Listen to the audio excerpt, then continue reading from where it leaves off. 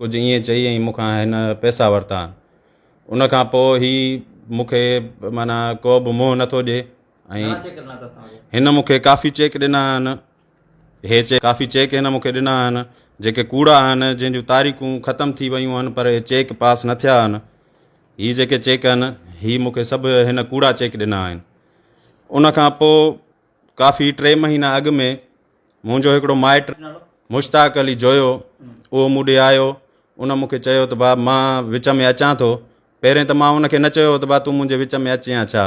हू ज़बरदस्ती पाण आयो मुंहिंजे घर हली करे। पब्लिक खे आवाम खे मुंहिंजी गुज़ारिश आहे त ही डॉन गोलो आहे, फराडी माण्हू आहे ऐं तनवीर अंसारी ही फराडी माण्हू आहे। ही डॉन गोलनि वारा कम थो करे।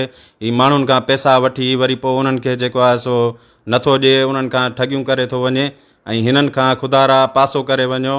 ही ग़लति माण्हू आहे ऐं मुंहिंजी अपील आहे भान सैदाबाद जे थाणे खे, पुलिस थाणे खे, जो उहा मुंहिंजी मदद कयो वञे ऐं हिन खां मुंहिंजो हिसाब किताब मूंखे वठी ॾिनो वञे। हिते कोर्ट बि वेंदुसि मां। हिन ते जेको आहे सो हिकिड़े 2 चेकनि ते मेमो हणायो बि आहे ऐं अञा बि मां हिन ते हणाईंदुसि, FIR कराईंदुसि मां हिन ते।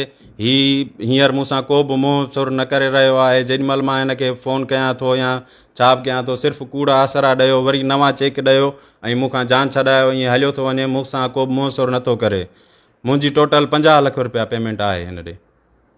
50 मिंट आहे कैश। मां हिन खे मां पंहिंजो कारोबार करे रहियो हुअसि, शोरूम जो कारुनि जो वापारु मां थोरो घणो करे रहियो हुअसि। उन में मूंखे प्रॉफिट मिलंदो हो, जेको बि हुयो मां रोज़ी कंदो हुअसि। उन खां पोइ ही अची मूंखे अची ब्लैकमेल कयईं, मूंसां अची फ्रॉड कयईं। मूंखे चयईं तूं उन कम खे छॾ, मां तोखे जेको आहे सो स्कूल वठी थो ॾियां, भली रोज़ी आहे ऐं जेको आहे सो पैगम्बराणो जेको आहे सो पेशो मां तोखे वठी थो ॾियां। मां उन ते मुतमिन थियुसि। मां चयो त सही आहे को। ऐं मुंहिंजी अपील आहे भान सैदाबाद जे थाणे खे, पुलिस थाणे खे, जो उहा मुंहिंजी मदद कयो वञे ऐं हिन खां मुंहिंजो हिसाब किताब मूंखे वठी ॾिनो वञे।